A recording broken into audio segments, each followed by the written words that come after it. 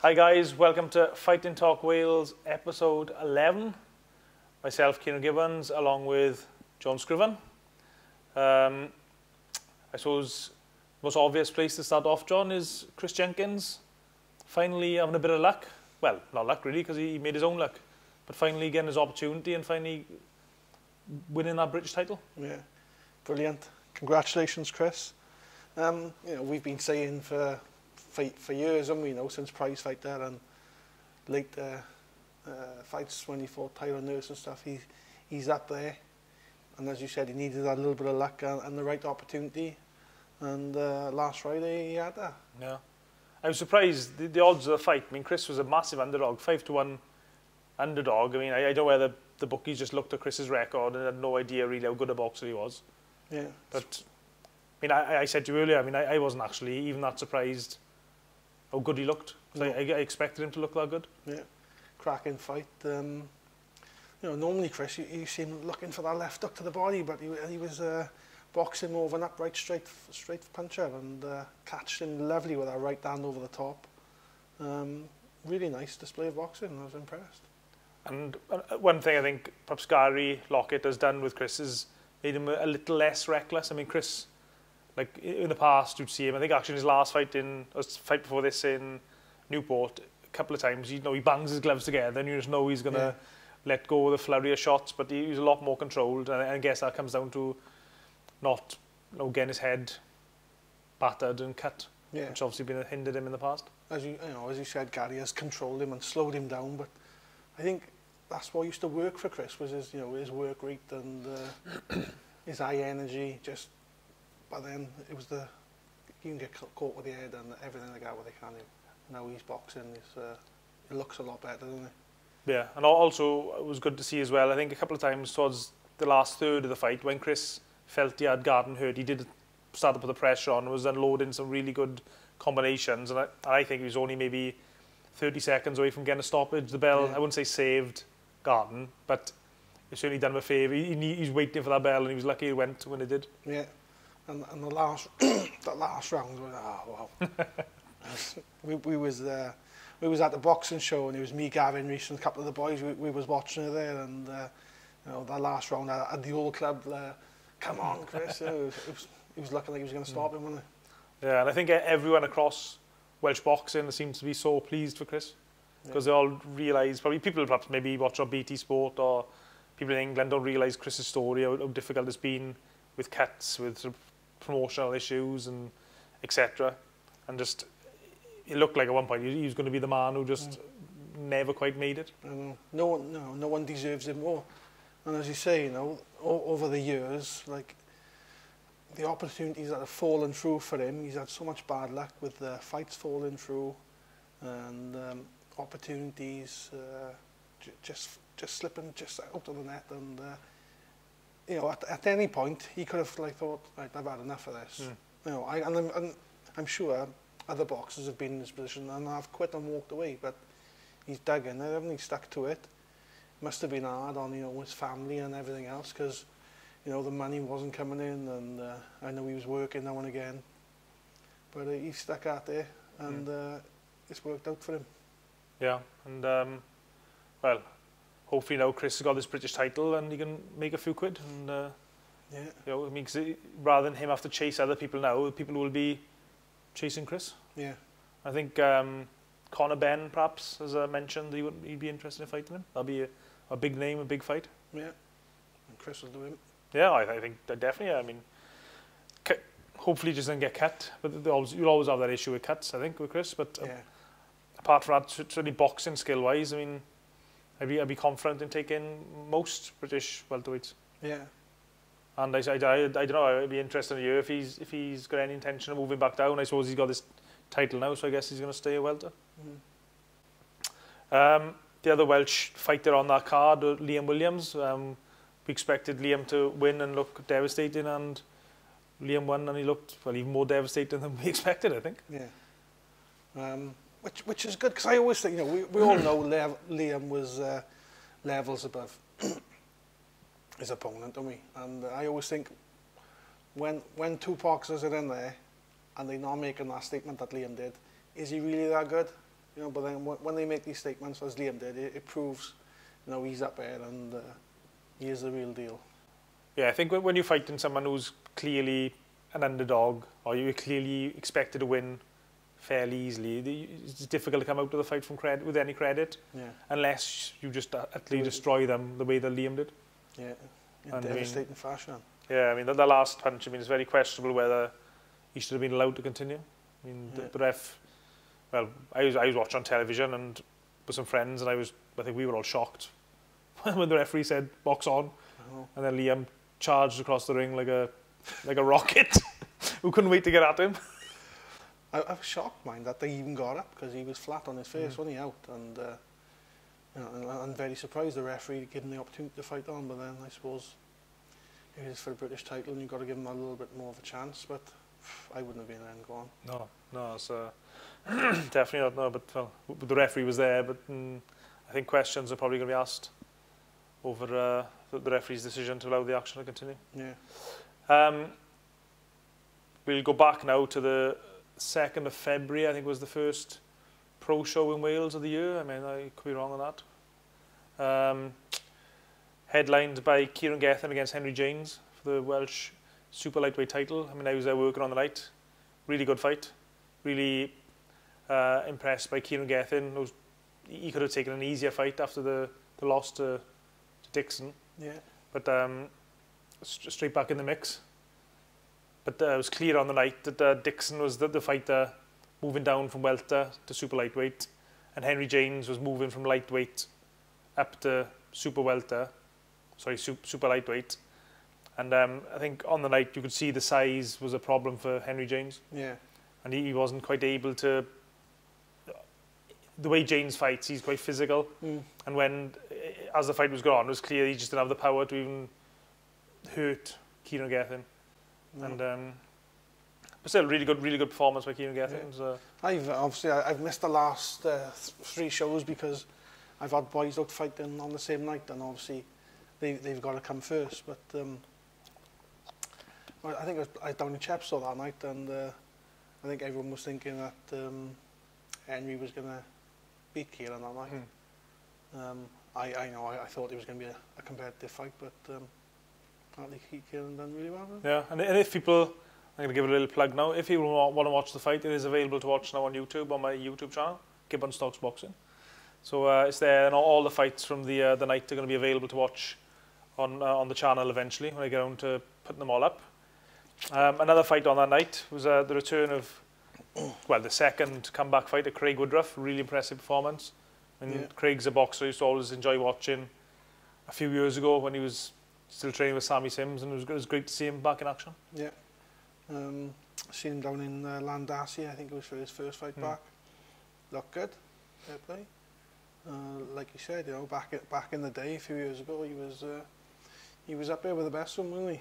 And he had but if people might have forgotten now, perhaps relatively new fans to boxing, he had a good win against Tony Pace, and he had another good win against Di Davis. Yeah. So 2 really good, Welsh domestic level fighters. I think it's only a matter of time now before he's fighting for that Welsh title again. Yeah, I mean, what an exciting weight division. I mean, you've got so many good boxers in lightweight now in Wales. So he did put out on Twitter as well that he didn't lose that title in the ring, and he's looking to get it back, I think. Yeah, well, that's definitely a fight. Woodruff against any of the Welsh lightweights. I just hope that you haven't got to go driving around with Richie Garner to find him. As you did with Sammy that time. Sammy, yeah, that's right, yeah. I don't know if that documentary's out there, is it? Yeah, it's still online, yeah. Have a look where you... Boxing in the Blood. Yeah, brilliant. Driving around looking for... Yeah, Sammy driving around looking for Craig Woodruff. I don't know, Craig seems to have matured a lot since those days. Yeah. And he seems to have really knuckled down, and like he said, he seems to have a good team with him. Luckily as well for all the pro boxers in Wales at the moment, there seems to be lots of shows on. Yeah. I mean, before you might have had to wait 6 months to have 2 shows, one after another. But now we have shows almost every other week. Yeah. Which is great for guys like Craig and the like. So yeah, really exciting to see Craig where he goes next. Yeah, definitely. Another fight on the same night, which really impressed me. Another fighter was Angelo Dragoni another fighter trained by Richie Gardner from Carmarthen. He's fighting Rhys Saunders. I think Angelo's only had, I think this was his 3rd fight. Yeah. But Rhys Saunders hasn't got a particularly good record, but he is a really good boxer. Record is misleading. And I was just impressed by his attitude to boxing. I mean, he could have, that was a 6-rounder as well. So over a 6-rounder, only a 3rd fight. That's like making it, to me, that's like making a statement of intent. Yeah. And he obviously, Angelo's told me himself, he wants to fight for the Welsh title. Yeah. So he's got to make it happen. So that was why he stepped up to the 6, is it? Yeah, that's he said. He wants to, you obviously got to fight so many rounds before you're allowed to fight for the Welsh title. And yeah, it was really good performance. The pace he set was, I thought, he made a mistake. I thought he's got the pace totally wrong here. Yeah. He's never going to be able to keep this pace up for 6 rounds. I thought he's obviously his inexperience. He's fighting this like an amateur. Like amateurs tend to throw a lot of shots. Yeah. I thought he's just going out like a bull or a gate. He's just a little Tasmanian devil throwing so many punches. But fair play. I think he probably might have lost. I can't remember which round it was. Maybe round 3 or 4. But he pretty much kept the pace up for the whole fight. And after the fight, then he called out. Well, actually, not after. It was actually. I can't remember. Was it after the fight after that? He let it be known he wants to fight Tuesday for the Welsh title. For the Welsh. Yeah, so that'll be a good fight on Tuesday, and of course, one in Newport last week. So Merthyr, sorry. So they are fights. If we want to keep the Welsh title relevant, and there's 2 boxers who want to fight for it, I think you should fight for it. Yeah, of course. Because quite often boxers will look past the Welsh title. And same as Goodrich and Jake Anthony, if they both want to fight for the title. Yeah. Doesn't matter how many losses somebody's got on the record. If they both want to fight for it, surely it's better to have the title active than not. Yeah, of course. And I don't know why the Board of Control, the Welsh Area Council, has looked down the rankings and say, right, find that each highest ranked Welsh boxer in each division and say, right, you can fight so-and-so for the Welsh title if you want. And if they say no, just move to the next name down and make the titles relevant. You spoke to Goody recently. Is that a fight he's still looking to get? Oh, yeah, Goody would love to fight for the Welsh title. I mean, that is his dream. He's said it loads of times now to me, to other people. His dream is to fight and win the Welsh title. Yeah. And I mean, considering his lack of experience, he's realistic, depends who he fights. I mean, I think he could do it. And he's got a great attitude to boxing. He gives 100%. Yeah. Considering other boxers, maybe with a lot more talent than Goody, but they're not going to achieve as much as him just purely because they're not willing to make the sacrifices. And he's full on. He trains hard, doesn't he? Oh, he trains hard. He makes a lot of sacrifices. And he's got a full-time job as a window cleaner, so he's window cleaning by day and boxing by night. And he's literally willing to take a fight anywhere within Britain at a drop of a hat. Yeah. And me and Goody as well, just if you're watching this, we always have a bit of a debate about your nickname. And Goody likes to call himself the Magic Man, but I like to call him the Avon Valley Road Warrior. Yeah. And Goody, you did say, you told me on Facebook that you're going to definitely call yourself the Avon Valley Road Warrior for at least 1 fight before you retire. So don't forget, I will remember. Road Warrior makes him sound like a genuine key. Well, I don't think so. I think it just symbolises the type of fighter he is. He's willing to fight anywhere in Britain, on the road, which he does. So I don't think it does. I just think it's a good nickname for the type of fighter he is. Like years ago, it used to be the press used to give fighters nicknames. Yeah. So I just give him a nickname. The Road Warrior. The Road Warrior, yeah. He's always fighting on the road. That's a good one, that is. Like if you were a boxer, I'd call you the Scriven. I'm not going to say it. I'm not going to say it. Michael Ward's the Road Warrior. He can't have Michael Ward's title. Yeah, but Michael Ward's the amateur Road Warrior, isn't he? Yeah. He's the Caerphilly Road Warrior. Yeah. Goodie's the Avon Valley Road Warrior. Okay. You can have that. Right, well, we'll be back to the 2nd of February show. Another excellent fighter, Rhys Edwards, again, continues to impress. Brilliant. People all over social media raving about Rhys Edwards.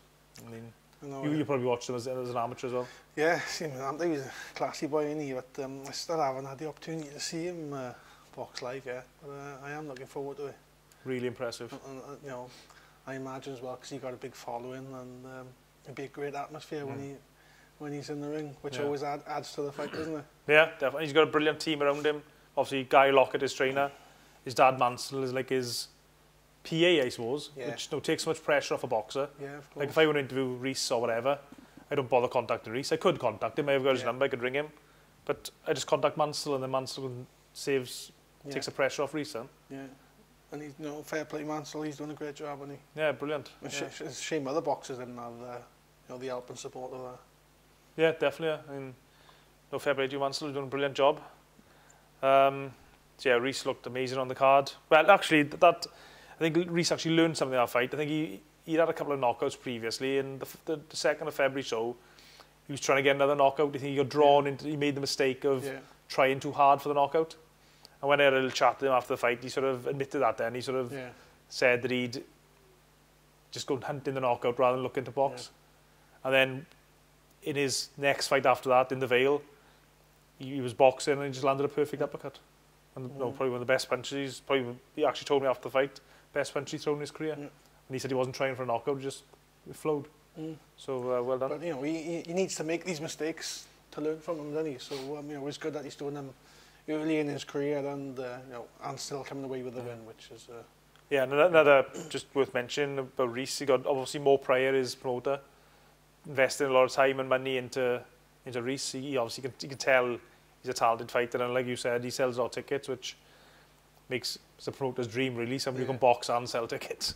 Yeah. So so good luck, all the best for the future, Reece. Look forward to following your progress. As I said to Mo prior after the show, biggest problem he's going to have with Reece is holding him back, I think, because I guess people like us and fans and so-called experts, armchair experts, I guess, will be putting pressure on Reece to try and match him with tougher and tougher guys, because we want to see him in tough fights, whereas Mo and Gary, they want Reece to learn. Exactly. He's still very young, isn't he? Yeah, still only 18. So plenty of time. Just keep him active and just keep the momentum going. Yeah, definitely. Just trying to think on the 2nd of February show. I'm going to check my phone. Now, normally we've got a laptop in front of us, but for various reasons, I haven't had a chance to check up. I did expect John to do it for change, but no, I didn't. And of course, on the card, you had Meredith Thomas. Meredith fell for the same sort of problem as Reece, when he trained a little bit too hard for the knockout, I think. Yeah. But no, he got the win, and he looked good on his next fight, to be fair, the fight in the Vale. And that's the thing, see, on these home shows, you want to look good and you want to impress, and sometimes it backfires on you a little bit, doesn't it? Yeah, I think Meredith was just trying too hard to get the stoppage. And Chris Jenkins, of course, boxed. I almost forgot to Chris said boxed on that show on the 2nd of February, just a warm-up fight, really. Yeah. But looked good, of course. We already mentioned Chris's amazing performance. So, and then we had a show in the Vale on 1st of March, St. David's Day. MTK, really good show. Brilliant atmosphere. I think it was a sellout as well, which doesn't happen that often for the small hall shows. And one thing about the show in the Vale that really impressed me was, I think they had about 11 fights, and I thought, my God, how are they going to get through 11 fights in one night? Yeah. But it was almost like an amateur show in terms of, as soon as the fight was over, the next two boxers were straight in the ring. There's no, 10 minutes, 15 minutes, sometimes you get it, even like Matchroom shows or Frank Warren shows. As soon as the fight was over, straight in the ring for the next one. And that's what you need, to keep the excitement and keep the ball rolling, just fight after fight. Otherwise, the crowd lose the atmosphere a bit, doesn't it? So, I like that when that happens. Yeah. So it was another excellent show. As I mentioned, Reece Edwards boxed in there, won by a brilliant uppercut. Just a perfect punch. Meredith Thomas had another good win on there. Alex Hughes, first round knockout with a body punch. Even though... I love that interview. He was saying that the fight was almost off because the guy he was meant to be fighting was almost like a stone overweight or something, which is crazy. And I think Gary Lockett was praising Lee Eaton, the promoter, who basically made sure Alex had a fight in the night, because obviously Alex had sold tickets. Fighting in Wales, he had a lot of fans there wanted to watch him fight, and excellent performance by Alex. And we can't actually say yet, but Alex has big news coming soon. So watch this space. Tell us, come on. I can't, I'm so the secrecy. But I'm sure Alex will reveal the news soon. I can't wait. You know, I've been saying this from day one. He's one of the most exciting prospects that we got, and I think he'll have his own British title like the rest of the boys now in no time. Yeah, and it's good as well with Alex. I mean, obviously he had his injury with his eye, so he's out for quite a while. He could have easily, given up on boxing. But fair play to him for sticking with it, and hopefully now gets his opportunity. And well, fingers crossed, he'll be in a very big fight very soon. Yeah, come on, Alex. Also on the Vale show on the 1st of March, there was Jacob Robinson, son of Steve. He had a tough fight. It was a good fight, entertaining. Yeah. A few questions were asked of him, but he got the win. Really exciting, and good support as well. Jay Harris, another man who's been very unlucky. He had a late minute change of opponent. He had Brett Firedor stepped in, and Brett is one tough customer. I think you were there when he boxed Andrew Selby, and he gave Selby a tough scrap. Yeah. So I mean, normally when it's fun, a little bit funny and perhaps a little bit unfortunate for Jay, or maybe it's a good thing, I don't know. Sometimes, normally when an opponent pulls out and your replacement, the replacement is normally a couple of levels below. But actually, I'm pretty sure, I'm pretty sure that the replacement was a lot tougher than his original opponent. Yeah. And it was a really good fight. But that's still a good learning curve, isn't it? Definitely, yeah. And I mean, Jay has been another Welsh boxer who's been so unlucky in that he won that Commonwealth title and nothing seemed to happen for him. Shocking, isn't it, really?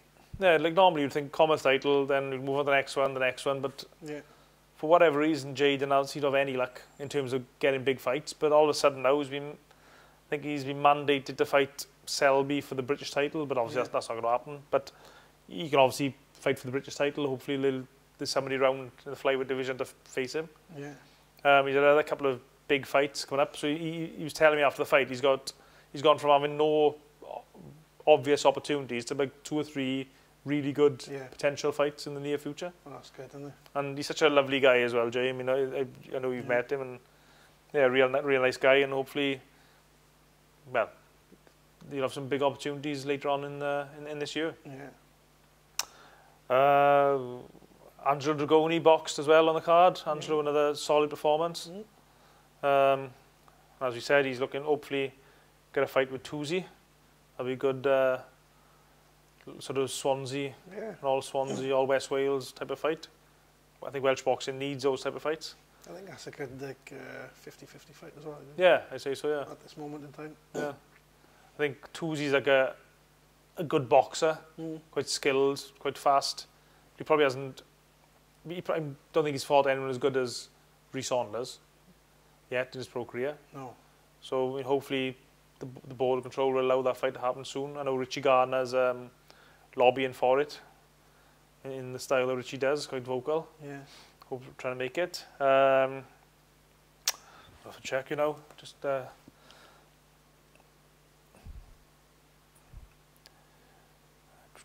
Jacob Lovell from Swansea again at a second pro fight. Impressive stoppage. I got to confess I didn't actually see the stoppage because I was doing an interview at the time. All I could do was a big, massive cheer. Yeah. And then looked out and he got the stoppage, so well done. Seen Jacob in his first fight. How are you looking at? Yeah, I was impressed. Looked good. Especially for his debut. Definitely one to watch for the future. Yeah. The only home fighter on the show on the Vale who had a bit of a slip-up was David White. At a draw. Yeah. I mean, he seemed to win the first 2 rounds, I thought, and then seemed to go to sleep almost like gun-shy. Yeah. In the last 2 rounds of the fight, ended up a draw. I think it was a fair result. He said it was a fair result. He was obviously disappointed with his performance. I mean, you're a trainer, John, and does that happen to fighters? Sometimes they sort of switch off during the contests? Yeah, it does, doesn't it? Unfortunately. But he'll come back from it when like you say, it's a learning curve. He didn't get knocked out, or he didn't lose heavily. So just got to go back to the drawing board, haven't he? Yeah. I'm sure he'll have some good advice from his father. Yeah, definitely. Yeah. He's got plenty of experience. He seems to have a good support there as well. So I mean, if you can sell tickets, you'll always get yourself on shows. Yeah. MTK have said they plan to do another couple of shows this year in Wales. So fingers crossed he gets on there. Nice guy. Right. Another fighter, Ciaran Gethu, mentioned him earlier. He had another win. Quite impressed really the way Ciaran. I think he had a draw on his pro debut, I think it was, and he had a loss early on. But he's very active. He has lots of fights considering a relatively short space of time, and he's able to learn from his mistakes. Yeah. After the fight, he didn't call out Chris Jenkins, but I mentioned who would he be interested in fighting, and he said if Chris won the British title, he'd like to fight Chris. Of course he would, because the British title. But probably, I'm guessing at this stage, Chris is probably looking at bigger things. Of course, yeah. Because they were meant to fight a while back on a Jamie Arthur promoted show. Obviously, the show didn't actually happen. Yeah. But I think there seems to be a bit of animosity between the both of them. It's, he's just trying to get these bigger fights and opportunities, and you can't fault him for that, can you? That's the way he goes now, isn't it? Unless you stir up a bit of a fuss. He doesn't seem to get these fights, but with no disrespect to him, he's not at Chris's level at the moment, is he? No, he's not. He still have to. Yeah, I mean, and Chris, like you said, more experience, hasn't he? Yeah, I mean, you'd expect Chris to be a big favourite in that fight if it was to happen anytime soon. Yeah. And with all due respect, like I said, Chris got a British title now. He'd be looking at making some money, and ultimately that's what it's all about. Yeah.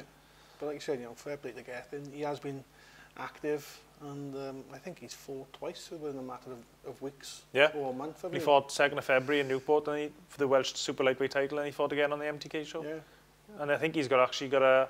Which is good and important, I think. Keep that ball rolling, keep the momentum going, and he's doing it.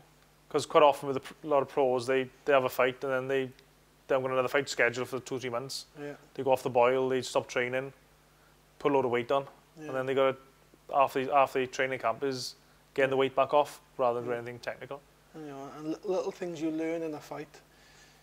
If you have a fight, relatively within the 2 months or so, you can take what you've learned into that next fight. But then when you've had not fighting for another 6 months, you kind of forget what you've learned. So you keep that going, and you see improvements all the time. Yeah, and I believe he has another fight schedule for, I think it's in Newcastle or the north of England in the next month or so. Yeah. Against a guy with a winning record. It looks like a pretty good record. It looks on BoxRec. Yeah. I know BoxRec's not always 100% accurate, but no, fair play to him. Being active and putting himself out there. So he'll fight anyone in his game, isn't he? And he showed that in the Tony Dixon fight. He was there. Well, yeah, what a brilliant fight that was. Pushing right till the end, wasn't he? And they won a lot in there. Lee Selby, his comeback fight at lightweight. What do you think? Brilliant. I was really impressed. I was. Big ask, wasn't it? Stepping up in weight. Did he carry the power, or could he handle the power? A lot of unanswered questions, and I think he answered them all, didn't he? I mean, he could have. I don't think anyone would have begrudged him a lot easier fight for his first fight at lightweight. No. I mean, a lot of other boxers would have had, we'll jump in 2 weight divisions. They wouldn't be fighting such a tough guy as, was it Douglas, was the guy, and a lot of American fans I was reading on different boxing websites, they were predicting Douglas to win. They weren't, no, it wasn't a foregone conclusion for Selby. This was the only shame from Lee's point of view, is that the fact he took part on a pay-per-view show, and perhaps very few people will have actually watched it. Yeah. Which is a bit of a shame on the undercard, but that's just the nature of the beast, I guess. But he's back in the mix now at lightweight. Hopefully his cuts will heal soon. And, well, he'll be hopefully knocking on the door for a world title within 1 or 2 fights.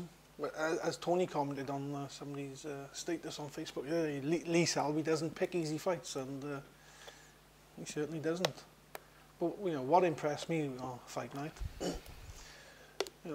I did read a few statuses saying, I don't think Selby looked that good in it, but I couldn't be further from the truth. I thought he looked amazing. To do what he done for 12 rounds, where if you've got a bigger, stronger man constantly coming at you, to move them feet and throwing punches, not anybody can do that. Normally people would try and do that, and in the end get caught up, and they back up in the ropes and shut you down. But Selby had every answer for him, you know, and to keep moving and boxing his head off was really impressive. And dealing with the cuts as well. He's cut 3 times, I think. Yeah. I mean, the cuts, you know, I think actually he told me that in the fight with Warrington, the cut affected him a little bit. So I suppose, I don't know whether... It's going to be something again, isn't it? It's going to slightly take a distraction off your work. Yeah. But yeah, excellent fight, and look forward to Lee. Yeah. So the only thing is, in the lightweight division, is a particularly strong division at the moment at world level, so yeah, it's going to be interesting to see which way he goes. Lee's brother Andrew's got a massive fight at the end of this month, end of March, in Mexico. WBC World Title Eliminator. Fighting a Mexican in Mexico on a WBC Eliminator. I think Lee's going to have to, Andrew's going to have to win this fight clearly. I think he's not going to get many favours out there. No. I predict he does as well. You know, he's impressive, isn't he? You know, I love Andrew Selby. The stuff he does is something else, isn't it? Oh, brilliant. Andrew Selby's probably one of my favourite fighters to watch. Yeah. I mean, even when he fought on the show in last October, so impressive, even against like a lower level opponent. Yeah. Just the margins of error, sort of just to pull your head, just slip the shots by millimetres. Yeah. And hand speed and movement, I love it. You know, that's something I love about the American, you know, is his fast hands, and Andrew Selby's got that. Yeah. With movement and a good chin. So. Yeah. And I think with Andrew, he tries to entertain. He could, with his skills, his footwork, speed, he could easily outbox guys from the outside, just using a jab, if he wanted to, and probably take no punishment in return. No. But he just loves getting stuck in, doesn't he? He just loves a scrap. He does. Unfortunately, that's in his blood, because I think all the Welsh boxers, no matter how good they are, they all seem to like a tear up. You know? Yeah. I just hope, from Andrew's point of view, and I'm sure this is the case, that if there comes a time in his career where he's fighting a guy who can punch and hurt him, if he catches him, I just hope he's able to, or Tony Borg, his trainer, will just say, right, come on, Andrew, don't get involved in the fight now. Box this guy, don't scrap him. Yeah, well, you know, he's got the experience, hasn't he? You know, he's had hundreds of amateur fights. He's been about. And, I think he boxed Lomachenko as amateurs, hasn't he? Yeah, he'll know what to do when he's on the night, when the going gets tough. Yeah, so that's the, and of course the WBC flyweight champion is Charlie Edwards from London. Yeah. So I noticed, I've listened to quite a few interviews with Charlie lately. He's not mentioned Andrew Selby's name once. No. And the interviewer, I think in most of the IFL TV interviews, and maybe a few others as well, the interviewer doesn't mention Andrew Selby either. No. So I don't know whether he doesn't want to, I'm sure he doesn't want to fight him. Probably no. Yeah. You know, he knows that's going to be probably the toughest fight he'll have, isn't it? Yeah. It'll be the, well... You know, if anyone will take our title, it'll be Andrew Selby, won't it? Yeah, definitely. Yeah, so... yeah, I think that's basically all the fights have taken place. If we've missed someone out, we apologise. Another thing I was going to say now, me and John were talking about this earlier. If me and John say anything, don't take it personally.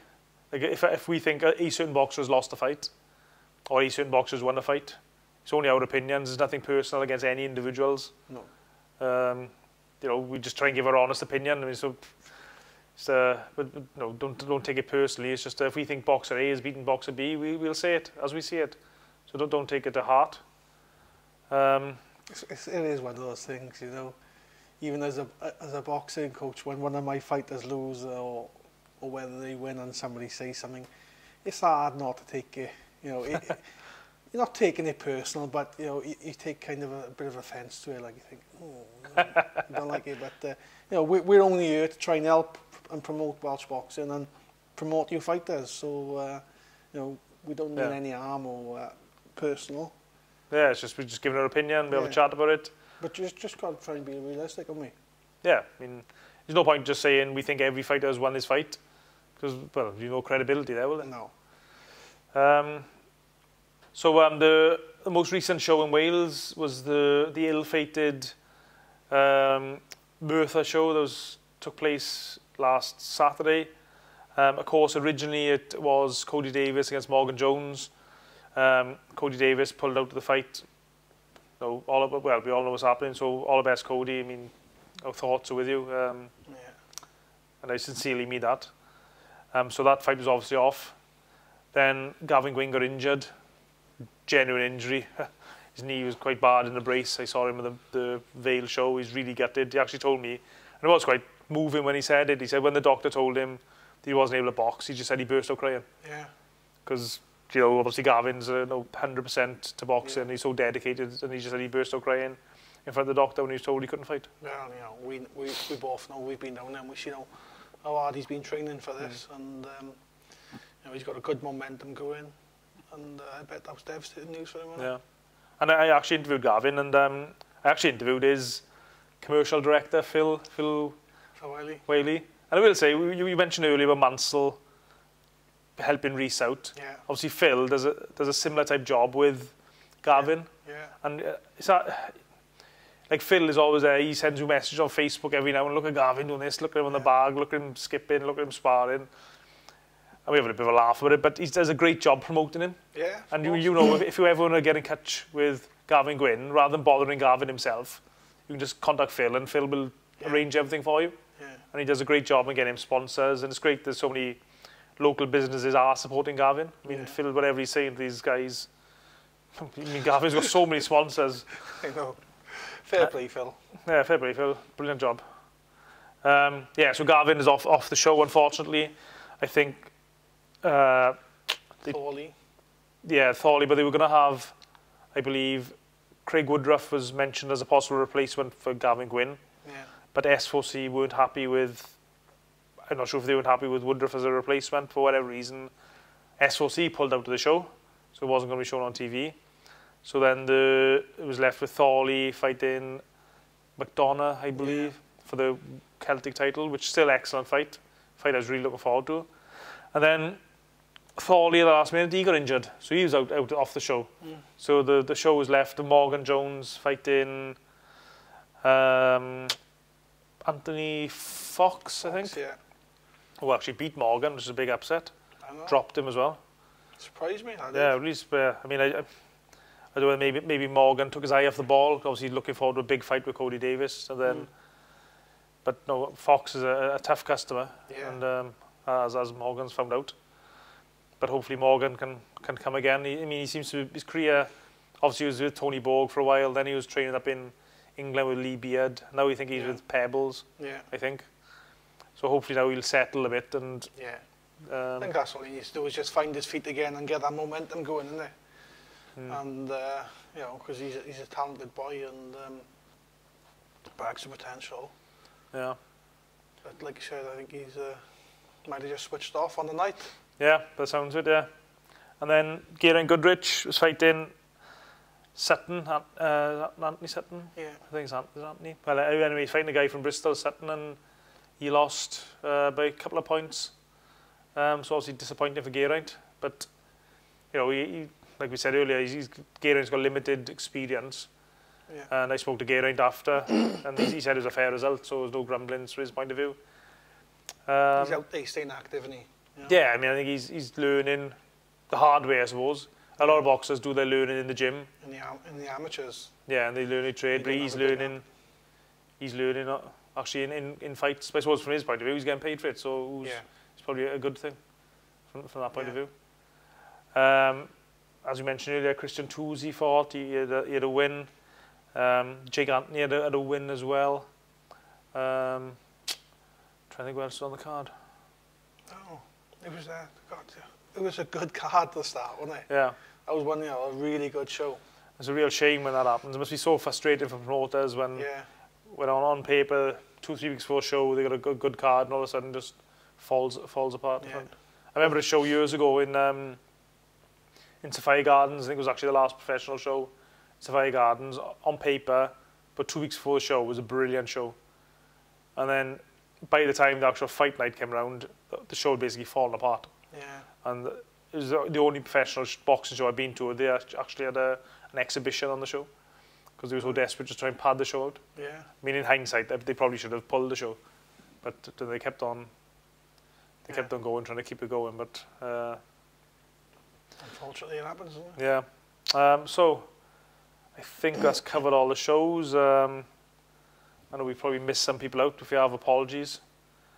So John, 2019, what fights from a Welsh perspective do you hope to happen later on this year? I don't know about fights, but fighters I'm looking forward to seeing obviously is, I really want to see Alex Hughes in there. A proper domestic fight.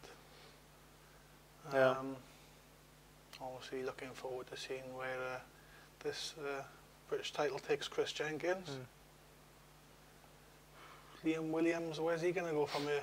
Be interesting because he's at world level middleweight, and like middleweight, there's some really tough fighters. There's no real easy fights, but I mean, I think if he can make light middle, I think he'd probably advised to drop back down, I guess. Yeah. But depends where the opportunities arise, I suppose. And obviously, Lee and Andrew Selby looking forward to seeing one the rest of the year brings to them as well.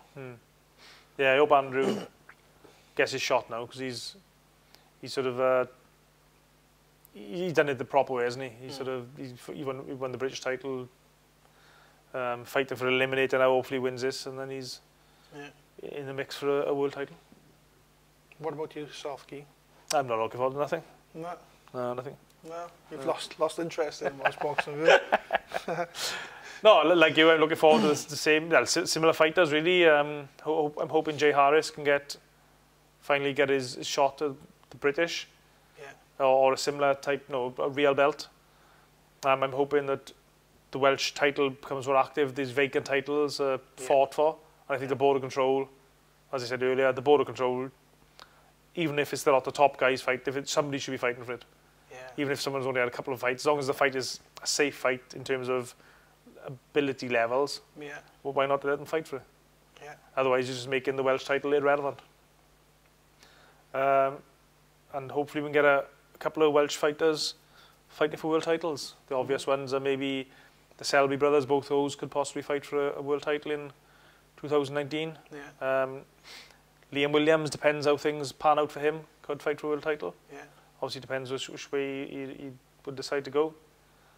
And hopefully some of the talent we got coming through will continue to develop, guys like Rhys Edwards. So things... Next pro show, Key, any coming up? I think MTK said that they're planning a couple. Actually, MTK said they plan a show hopefully in Swansea, but there's no dates set for that. That's good. I think Sanagas possibly might have a show in May, I was told. I know Mo Pryor is hoping to have another couple of shows in Wales. That's one thing for fighters at the moment compared to, 3 or 4 years ago, or maybe a little bit longer. There's so many shows on in Wales now. Whereas a while back, there was only Sammy Sims in Newport and Paul Boyce in Swansea, and that was it. There's no other shows, really.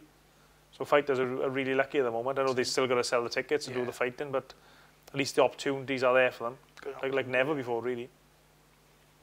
So I think that's it, John. Is there anything else you want to add? No, that's about it, I think. There we are. I mean, Richard Lewis was asking when we're going to run another show. So there we are, Rich. Our one and only fan. Our number one fan. I think he's not the only one, though, is he? Well, I think there's about 2 fans. We've got 2 or 3 fans. I think Mansell watches it, does he? Yeah, Mansell, I think Mansell watches. No, actually, it's surprising a number of people who sort of say, they ask you, oh, when's the next Fight and Talk Wales? I think people do watch it, because obviously Welsh boxing's got a limited scope, especially the guys at the lower level, the guys coming through. A lot of people don't really know them, do they? It's only the hardcore fans would know them. But big help for us will be as well if you can all share it as well. If you watch it, just give it a little share, get it out there. Yeah, share, like, retweet. Tag people in it, I suppose. No more comments though, because the comments of everyone kept on asking me, was Ciaran my father? No, he's not. I don't know, John. I've got my grandfather's jumper on as well. I don't know. Yeah, it's nice to see you looking good. I look casual today. Casual. The best ever comment we had on Fight and Talk Wales was some whit who put on there. They should rename the show to Fighting. Look at the presenters. They should rename the show to Fight and Talk Whales, as in the mammals. I don't know what they mean by that, Keith. I'm almost back down to middleweight. I don't know about that, John. I think if we're a treble XL jumper, it does look bargain anyone, doesn't it? Right, so there we are. As John said, like, tweet, share, and hopefully we'll catch up with you sometime in the near future on the next Fighting Talk Wales. Thank you, guys. Cheers.